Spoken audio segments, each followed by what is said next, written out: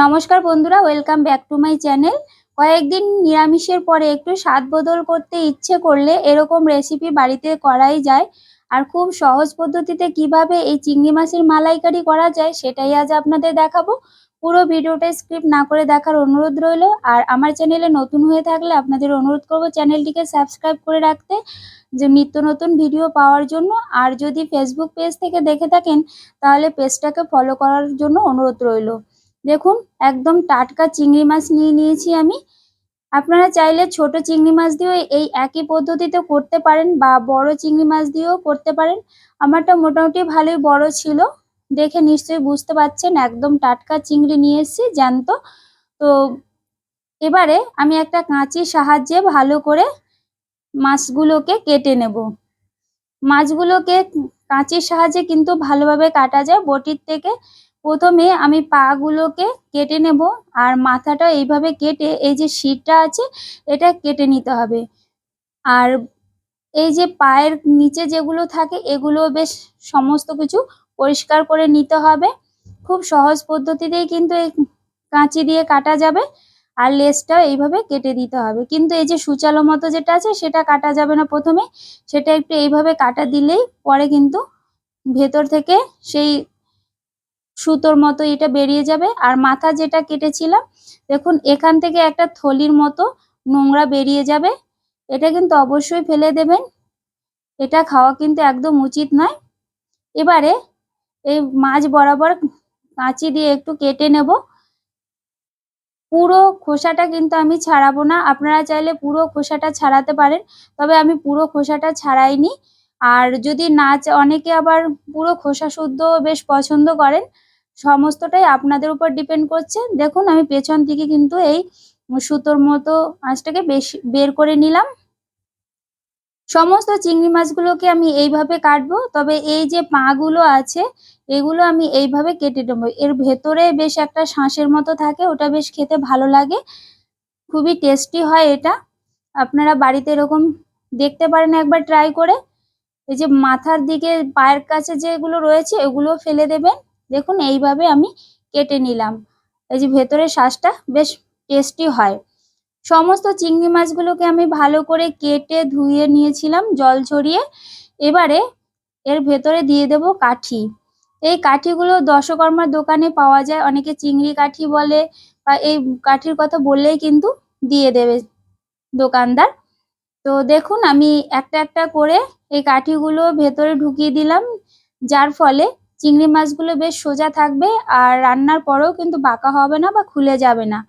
এবারে নুন আর হলুদ আর সাথে একটু সরিষার তেল দিয়ে ভালো করে আমি এভাবে মাখিয়ে নেব চিংড়ি মাছগুলোকে। সমস্ত চিংড়ি মাছগুলোকে বেশ মাখানো হয়ে গেছে। এবারে কড়াইয়ে আমি সরিষার তেল দিয়ে দিলাম, বেশ কিছুটা সরিষার তেল দেবো এখানে।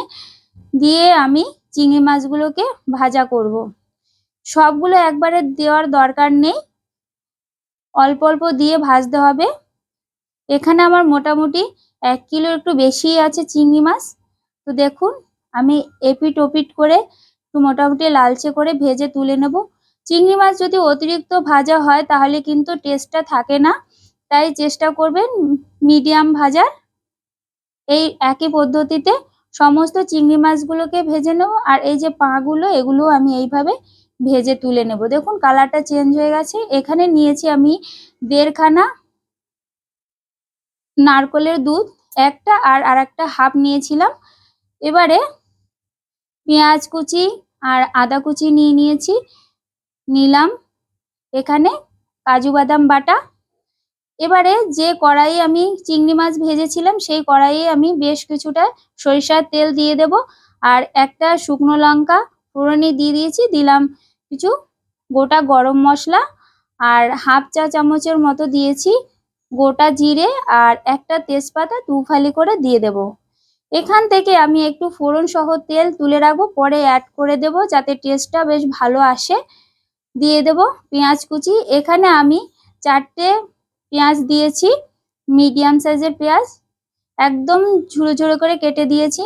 পেঁয়াজটা মোটামুটি ভাজা হয়ে যাওয়ার পরেই আমি দিয়ে দেব আদা কুচি।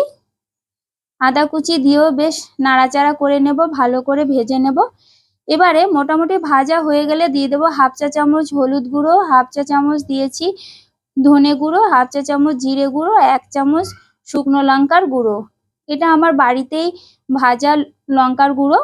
আর দিয়ে দেবো হাফ চা চামচ কাশ্মীরি লঙ্কার গুঁড়ো, জাস্ট কালারের জন্য। সমস্ত মশলাটাকে কিন্তু ভালোভাবে কষিয়ে নিয়েছি। দেখুন তেল ছেড়ে এসছে। এই অবস্থায় আমি দিয়ে দেবো কিছুটা দুধ, নারকেলের দুধ। নারকেলের দুধটা যদি পুরোটা রান্না করা যায় তাহলে বেশ ভালো লাগে। এবার দিয়ে দেবো সামান্য একটু নুন। নুন দেওয়ার পরে আমি দিয়ে দিলাম এখানে কাজু বাদাম বাটা। বাদামটা দিয়ে ভালো করে একটু নাড়াচাড়া করে নিচ্ছি। আর মিক্সচার জারটা ধুয়েও একটু জল দিয়ে দেবো ভালো করে মশলাটা কষানোর জন্য। এখানে আপনারা কাজু বাদামের বদলে চিনে বাদাম কিংবা পোস্ত বাটাও দিতে পারেন, অথবা চারমগজও দিতে পারেন, বেশ ভালোই লাগবে। মশলাটা কষানো হয়ে যাওয়ার পরে দিয়ে দিলাম জল। জল কিন্তু অতিরিক্ত দেওয়ার দরকার নেই, আপনারা চিংড়ি মাছ বুঝেই কিন্তু জলটা দেওয়ার চেষ্টা করবেন। দেখুন জলটা ফুটে উঠলে আমি দিয়ে দেবো এখানে চিংড়ি মাছগুলো। চিংড়ি মাছ দিয়ে একটু ঢাকা দিয়ে দেবো, যেহেতু একটু শক্ত প্রকৃতির তাই একটু টাইম লাগবে। 5 মিনিট পরে ঢাকনা খুলে আমি দিয়ে দেবো পাগুলোকে। পাগুলোকে একবারে দেওয়ার দরকার নেই, একটু পরে দিলেও অসুবিধে নেই। বেশ সুন্দর করে মাছগুলোকে ঢাকা দিয়ে মিডিয়াম টু লো ফ্লেমে রান্না করতে হবে। দুর্দান্ত লাগে বন্ধুরা গরম ভাতে, অসাধারণ লাগে। চিংড়ি মাছের মালাইকারি মানেই আমাদের কাছে একটা অন্যরকম ফিলিংস বয়ে নিয়ে আসে। তো সেরকমই আমি আজকে এই চিংড়ি মাছের মালাইকারি করে নিচ্ছি। মোটামুটি তৈরি হয়ে যাবার পরে আমি দিয়ে দেব যে নারকেলের দুধটা ছিল লাস্টে সেটা। এতে ফ্লেভারটা বেশ ভালো আসে আর খেতেও টেস্টি হয়। দুধটা দেওয়ার পরে আরো একটু ঢাকা দিয়ে রেখেছিলাম। মাছটা মোটামুটি সেদ্ধ হয়ে গেছে, দেখেই হয়তো আপনারা বুঝতে পেরেছেন। এখানে স্বাদ মতো নুন, চিনি আর একটু দিয়ে দিলাম ঘি। ঘিটা অবশ্যই একটু দেওয়ার চেষ্টা করবেন যাতে টেস্টটা আরো একটু ভালো হবে। দেখুন মাছগুলো একদম গোটা গোটা রয়েছে আর খেতেও কিন্তু দুর্দান্ত হয়েছে। ধন্যবাদ বন্ধুরা।